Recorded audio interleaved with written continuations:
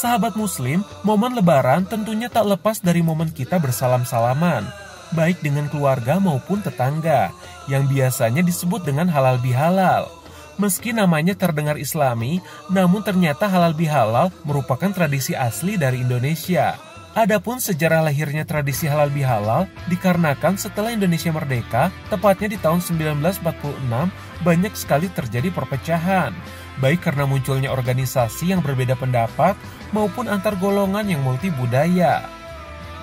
Khawatir semakin buruknya kondisi disintegrasi bangsa, maka sebagai presiden di kala itu, Bung Karno memanggil seorang tokoh Islam bernama Kiai Haji Wahab Casbuloh dan meminta saran beliau sebagai ulama untuk mengantisipasi hal tersebut. Akhirnya, Kiai Haji Wahab menyarankan untuk membuat suatu kegiatan silaturahmi pada bulan Syawal yang dinamakan halal bihalal dengan tujuan membumikan dan menumbuhkan konsep ajaran Ahlussunnah wal Jamaah. Kegiatan halal bihalal pun dicanangkan di berbagai lapisan masyarakat, mulai dari instansi pemerintahan hingga dunia pendidikan. Dengan kegiatan tersebut, diharapkan masyarakat Indonesia dapat mempererat tali persaudaraan. Hingga akhirnya, tradisi halal bihalal tak bisa dilepaskan dari momen lebaran. Buah pemikiran tersebut tentu saja tak lepas dari background beliau sebagai ulama, yang mengamalkan sunnah-sunnah yang dicontohkan Rasulullah, khususnya tentang silaturahmi. Adapun hadis yang membahas tentang bersalaman ialah sebagai berikut. Dari Al-Bara bin Azib, ia berkata, Rasulullah Shallallahu Alaihi Wasallam bersabda, tidaklah dua muslim itu bertemu lantas berjabat tangan, melainkan akan diampuni dosa di antara keduanya sebelum berpisah. Oleh karena itu, bersalaman sangat dianjurkan karena dapat menghapuskan dosa kita dan mempererat silaturahmi. Tentunya dengan tetap menjalankan prokes ya sahabat muslim, seperti selalu menggunakan masker dan juga mencuci tangan setiap usai berkegiatan. Nah sahabat muslim, selain halal bihalal, ternyata ada satu lagi tradisi yang tak bisa dilepaskan saat lebaran, yaitu sungkeman. Tradisi ini biasanya dilakukan oleh anak kepada orang tua atau keluarga yang lebih tua. Hal tersebut dilakukan untuk menunjukkan tanda bakti dan rasa terima kasih atas bimbingan mereka dari lahir sampai kita dewasa. Sungkem biasanya dilakukan dengan jongkok sambil mencium tangan.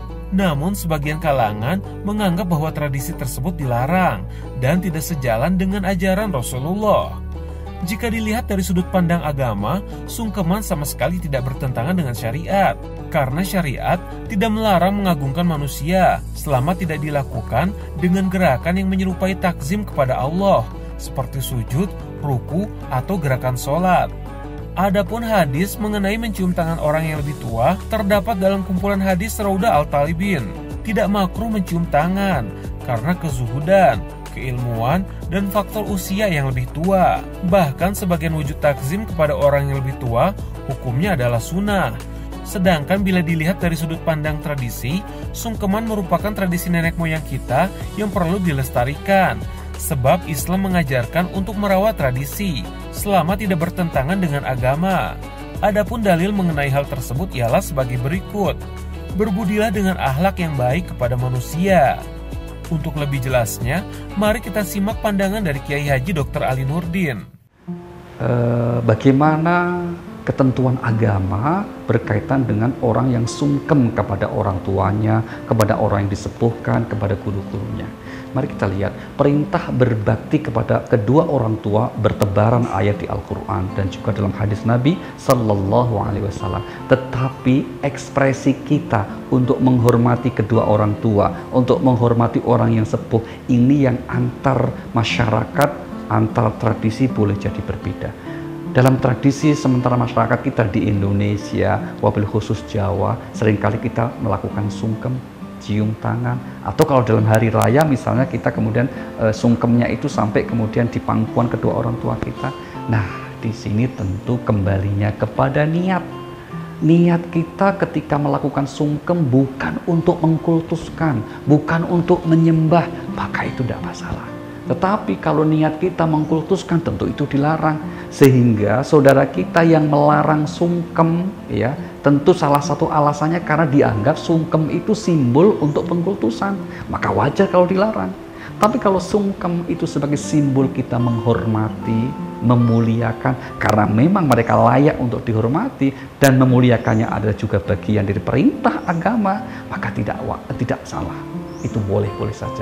Yang penting apa? Jangan sampai bersikap melampaui batas. Contoh misalnya, di antara mereka melampaui batas itu apa? Karena kita disuruh berbakti ke ibu, sampai kemudian ada orang yang kemudian, mohon maaf, dicuci kaki ibunya, bekas air cuciannya itu diminum. Ada yang begitu. Nah, ini tentu satu sikap yang melampaui batas. Bukan masalah boleh enggaknya, enggak sehat itu air.